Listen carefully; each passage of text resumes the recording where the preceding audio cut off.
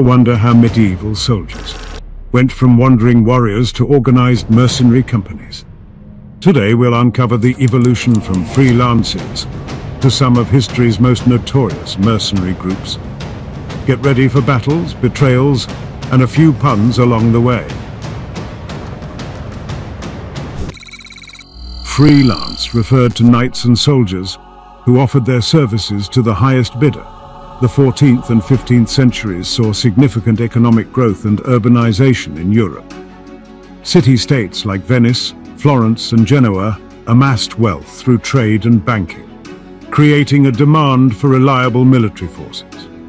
Mercenaries provided a professional alternative to feudal levies.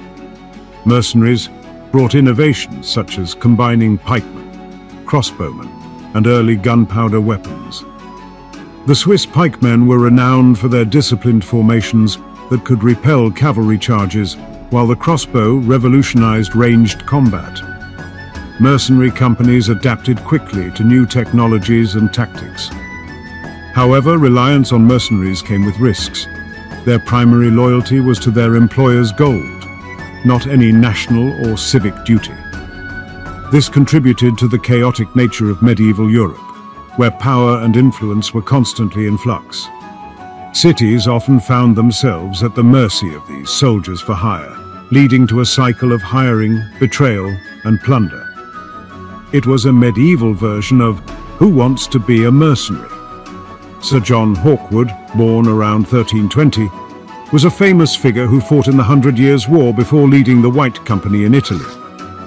Mercenary companies were well-organized units, with leaders elected based on military prowess. The White Company became famous for its strategic flexibility and effectiveness on the battlefield, combining heavy cavalry, pikemen, and crossbowmen. On March 11, 1387, Sir John Hawkwood's White Company decisively defeated the forces of Verona.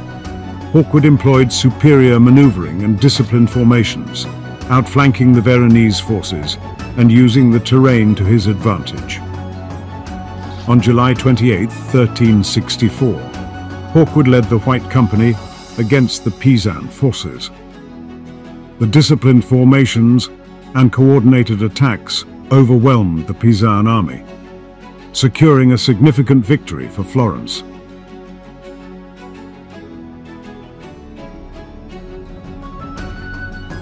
The 100 Years' War, 1337-1453, was a fertile ground for mercenary companies, shaping medieval Europe's political landscape and giving rise to free companies, bands of mercenaries with military prowess and opportunistic plunder. During the 100 Years' War, the Great Company, a notorious band of mercenaries, roamed France, terrorizing the countryside and participating in numerous battles. Formed in the early 1350s, the Great Company included veterans from both English and French armies. These seasoned soldiers capitalized on the chaos of war, offering their services to the highest bidder, or simply plundering towns and villages when business was slow. The White Company, led by Sir John Hawkwood, played a significant role during this period. One of their notable involvements was in the Battle of Poitiers on September 19, 1356. This battle saw the English forces, led by Edward the Black Prince, decisively defeating the French army. The disciplined formations and strategic use of longbowmen, many of whom were mercenaries, were crucial in securing the victory. The battle showcased how professional soldiers could turn the tide in favor of their employers. The Free Company's influence extended beyond the battlefield. Their presence disrupted local economies and instilled fear in rural populations. The constant threat of raids and pillaging forced towns to either pay for protection or suffer the consequences. It was a medieval version of insurance where the policy premiums were paid in gold, and the claims involved fewer forms but more swords. Another significant engagement involving mercenaries was the Battle of Brignais on April 6, 1362.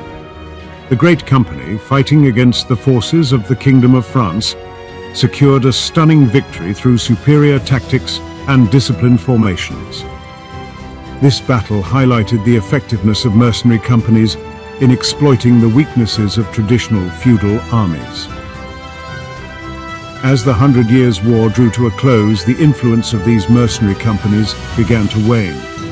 The consolidation of power by emerging nation-states and the establishment of standing armies reduced the need for freelance soldiers.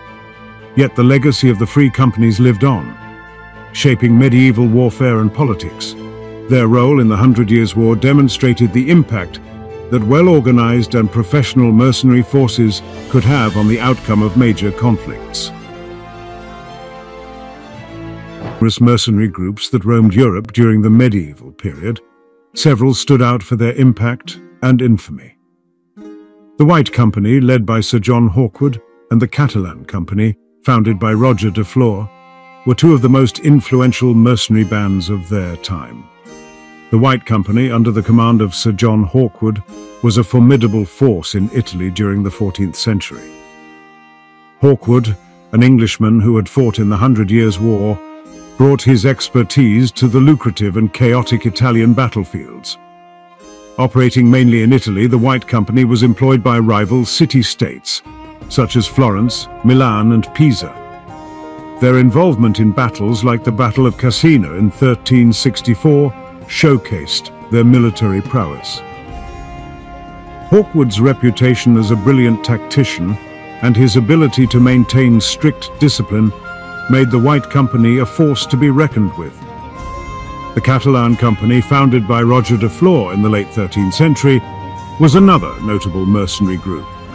Originally hired by the Byzantine Empire to fight against Turkish invasions, the Catalan Company quickly turned against their employers when payment disputes arose. They carved out their own territories in Greece, establishing the Duchy of Athens and Thebes. Their leaders, like de Flor, were not just soldiers, but skilled negotiators and strategists who could influence the political outcomes of their time. The Navarrese Company, led by Charles de la Cerda, played a significant role in the wars of the Iberian Peninsula. Often switching sides based on the highest bidder, they participated in the War of the Two Peters between Castile and Aragon. Their ability to adapt and thrive in the chaotic political landscape made them a valuable, albeit unpredictable, force. These companies operated with a combination of military efficiency and opportunistic plunder. They were both protectors and predators, leading to a mixed reputation. The leaders of these companies were not just soldiers, but also savvy businessmen, negotiating contracts and ensuring their men were well compensated. Because, let's face it, a happy mercenary is a less likely to pillage mercenary. The rise and fall of these companies reflect the turbulent nature of medieval warfare and politics. Their stories are a testament to the complex interplay of power, loyalty, and ambition that defined the era. In Italy, the concept of the condottieri emerged, marking a significant shift. These were professional military leaders who contracted their services to city-states under formal agreements called condotti. The condottieri operated more like private military contractors, with regulated conduct and pay. Notable figures like Bartolomeo Colleoni and Federico da Montefeltro epitomized this transition, bringing a degree of professionalism and stability that was previously lacking. The advent of gunpowder weapons and advanced fortifications also played a role in the decline of traditional mercenary companies. With cannons and firearms becoming more prevalent, the battlefield changed. The siege warfare of old, dominated by mercenaries skilled in melee and archery, gave way to artillery barrages and complex defensive structures. It was hard to charge a cannon with a sword, after all. Mercenaries adapted to these changes, and their role evolved rather than disappeared. They began to serve as auxiliary troops, military advisors, and specialists in emerging technologies. While the era of the free companies ended, their influence persisted in the form of professional soldiering and military entrepreneurship, concepts that continue to resonate in modern times. The transition from free companies to more organized and state-controlled military units marked a significant shift in the nature of mercenary service and military organization. The legacy of these medieval mercenary companies can be seen in modern private military contractors, PMCs, such as Blackwater, now Academy. Just as medieval mercenaries adapted to changing political and military landscapes, modern PMCs operate in complex contemporary conflicts, providing specialized skills and services to governments and corporations. From medieval battlefields to modern conflict zones, the legacy of mercenary companies continues to shape the art of war. If you found this journey through the annals of history fascinating, like, share and subscribe for more intriguing tales of warriors and warfare